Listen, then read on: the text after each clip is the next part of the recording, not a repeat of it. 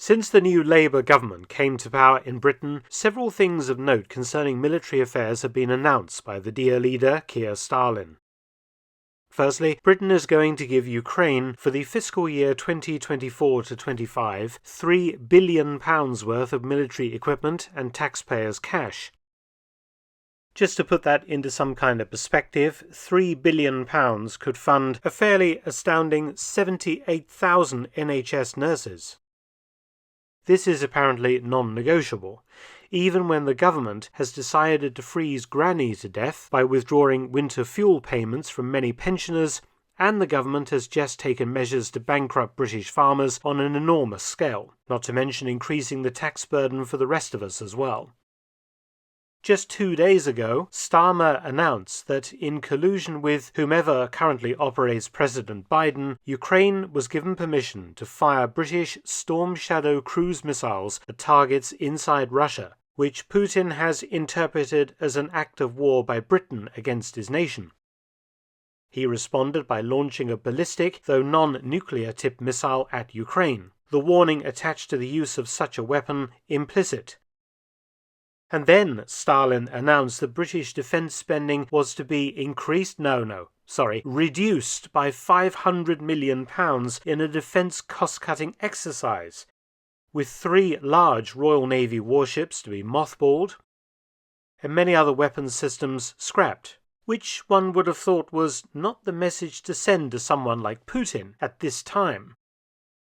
I mean, if savings had to be made, perhaps Starmer could have looked elsewhere. For example, the foreign aid budget, official figures showing that for 2024-25, Britain will give other nations £8.3 billion of taxpayers' money, when we might argue that British people are in more need of such cash. So again, by way of comparison, £8 billion could fund 2 more Queen Elizabeth-class aircraft carriers to join the 2 already in Royal Navy service, giving us the second most powerful fleet in the world after the United States. Or if you like, how about 72,800 hospital doctors and consultants? Or 4 times the cost of the current Indian space program that successfully landed a probe on the moon? I only mention the latter as we actually give foreign aid to India and China, nations that, unlike us, have functioning space programs. Anyway, I was out in the garden this morning digging for victory, and perhaps should have been digging a fallout shelter, and thinking what might happen if Britain continues lobbing British-built cruise missiles into Russian territory. And I remember that back in 2022, at the start of the Ukraine conflict, I made a video outlining how Putin could realistically hit back at the mainland United Kingdom using conventional weapons. It caused quite a debate at the time, and I've updated it to today. The following program, based on defense analysts' published reports, concerns a conventional and not a nuclear attack by Russia on Britain. Though the UK seems quite far away from Ukraine and Eastern Europe, Britain is vulnerable to a non-nuclear strike by Russia that could, according to defense analysts, rapidly erode Britain's ability to wage war on Russia.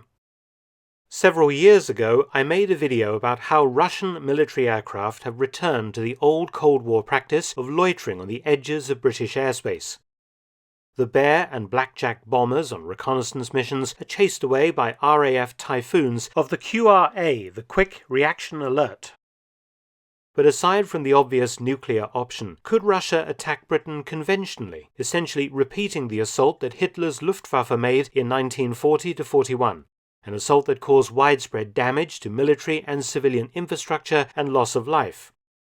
The answer, according to defense analysts, is yes, and here's how. The air defense of the UK rests on a series of radar sites on coastal areas. This information is fed to the Air Surveillance and Control System at RAF Bulmer. The QRA itself is based on 2 airbases, RAF Coningsby in Lincolnshire and RAF Lossiemouth in Scotland. The pilots and engineers are kept on 24-hour readiness. Each QRA station has 2 Typhoons, for a total of 4 aircraft to intercept and possibly deal with any foreign threat to the UK. 2 problems are immediately obvious. Firstly, though a very capable aircraft, the RAF doesn't have many Typhoons in service, with 137 currently listed on strength, with 26 due to retire in March 2025. Not all the aircraft are in service due to servicing and so on. Some Typhoons are stationed abroad, for example 4 in the Falkland Islands. And all the Typhoon squadrons in the UK are based on just 2 airfields, Coningsby and Lossiemouth, making them vulnerable to attack.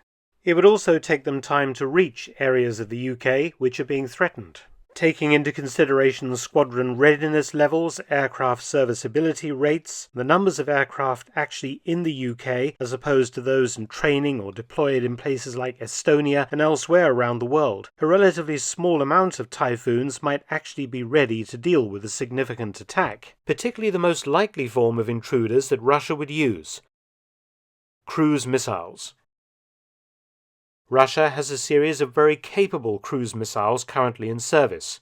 They can be both nuclear or conventionally tipped, and can be launched from submarines or aircraft. A concerted attack by cruise missiles at the same time would overwhelm the ability of Typhoons to intercept and destroy them all. Britain has a very capable navy, but a very small navy, as successive governments have cut defence spending to the minimum.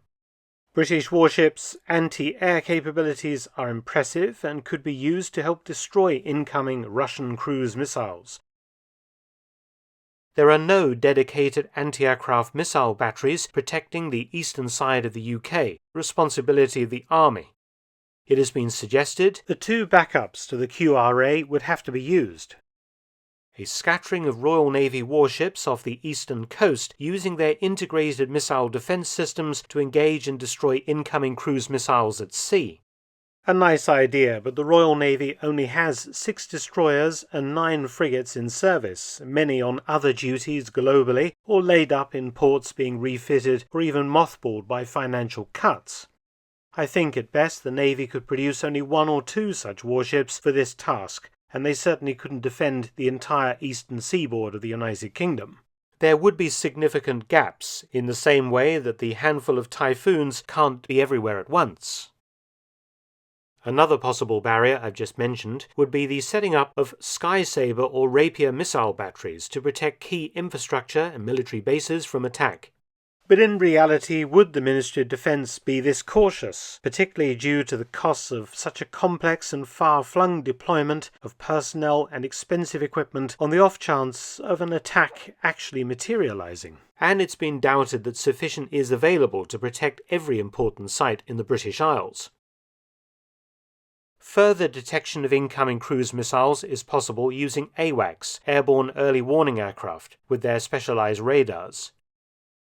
The small problem with this is that Britain doesn't have any AWACS aircraft at the moment. Indeed, our original E-3D aircraft, 4 of which were in service with the RAF, were retired at the end of 2021. The new aircraft, 3 Boeing E-7 Wedgetails, supposed to have entered RAF service in 2023. However, the first Wedgetail made its maiden test flight in the UK on the 20th of September 2024, so at the time of making this video, these aircraft are not yet operational. This leaves an enormous gap in our early warning capability exactly when it's most needed. But cruise missiles, due to the fact that they hug terrain and fly very low, are still difficult to spot, even with the best technology. So how would Russia deliver cruise missiles to British targets, and what would those targets be? The missiles can be delivered via submarine and/or aircraft. Defense analysts have suggested that a missile-armed Russian submarine could fire off a single cruise missile from a submerged position in the North Sea, then change location and repeat. Others could also do the same. No Russian submarine would fire off a battery of missiles, as it would leave it too vulnerable to interception by the Royal Navy or the RAF. But such attacks are feasible according to experts. The second method involves air-launched cruise missiles.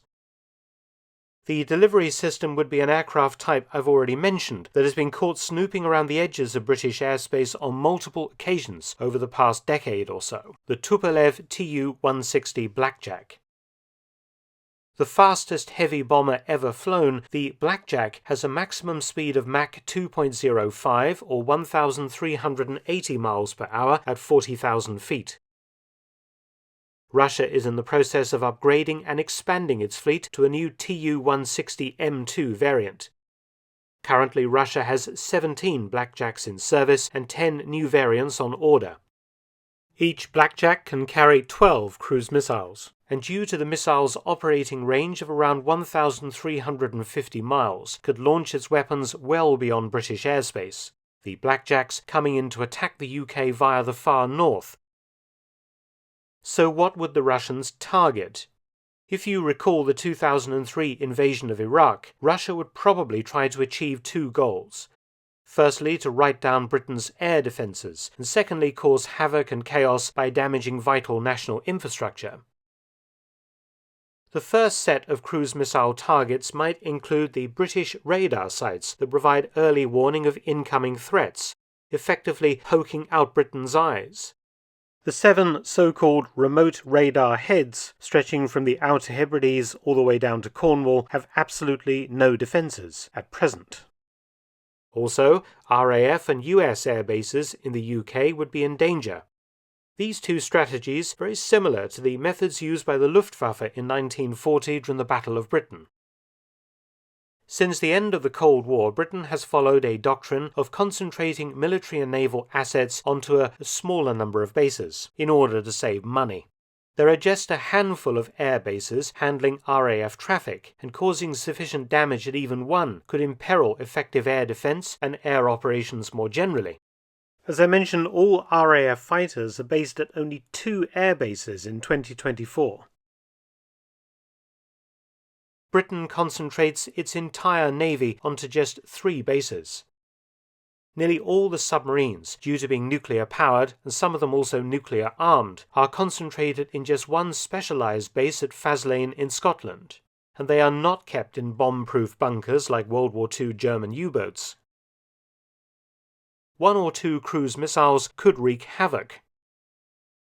Regarding civilian infrastructure, Britain faces many of the same problems it faced in 1939 to 45. Britain is an island nation, dependent on importing huge amounts of food, manufactured items, energy, and many other things from abroad. All of this comes in via ship. Supermarkets have little food in reserve, and it's been calculated that disrupting the supply chain for even 3 or 4 days could mean food and fuel shortages. In fact, we've seen this regarding fuel shortages very recently, with civil unrest most probably to follow closely behind. Russian cruise missiles hitting container unloading facilities in major ports like Harwich or Felixstowe, or knocking down bridges that allow container trucks to move goods to supermarkets, or hitting fuel storage facilities could all have a catastrophic effect on the supply chain and civilian morale. An obvious target would be a power station or two, causing blackouts, the loss of vital electricity to shops, factories, hospitals, and so on. A combination of surgical cruise missile strikes against some of the military and civilian targets I've discussed could prove devastating. Another important point is the following. Since the end of the Cold War in 1991 and the threat of a Soviet nuclear or conventional attack on Western Europe, Britain has scrapped virtually all its civil defence capabilities. This leaves the UK at a disadvantage following any attack, as the population has no training in precautions and there is no system of warning of imminent attack and no proper shelters. There is also the case for the RAF, whose bases are now largely devoid of Cold War-era bunkers and are very vulnerable to strikes. Defence analysts have raised the Russian cruise missile threat to the UK for years, because Russia could do all the things that I've outlined and more. So, if British politicians are prepared to go to war with Russia over Ukraine, firstly they must get their own house in order. Missile batteries must be deployed at all points of vital infrastructure, including radar sites, power stations, military bases, and fuel storage sites. Sufficient Typhoon fighters must be retained in the UK to reinforce the QRA, and perhaps some of these squadrons should be dispersed to other RAF airfields. After all, don't put all your eggs in one basket. More airborne early warning aircraft must be acquired to provide proper UK-wide coverage, and existing Royal Navy assets deployed to sea to provide an anti-cruise missile screen to assist the QRA and land-based batteries. And civil defense organizations must be reactivated, the bunkers cleared out and re-equipped, and volunteers sought for training to deal with the chaos caused by even a moderate interruption to supply chains, civilian life, and damage to military infrastructure. But you and I both know the government won't do any of these things. Not until, of course, an attack has already occurred. The cruise missile is difficult to kill. To quote one analyst, it must first be detected, and when sea skimming or terrain following, only sophisticated airborne or space-based sensors able to distinguish against background clutter have much hope of providing coverage over a large area. And there is one other attack that will inevitably accompany the cruise missiles: a cyber assault that would wreak havoc on our completely computer-based lives. Many thanks for watching. Please subscribe and share, and also visit my audiobook channel, War Stories with Mark Felton. You can also help to support both of my channels at PayPal and Patreon. Details in the description box below.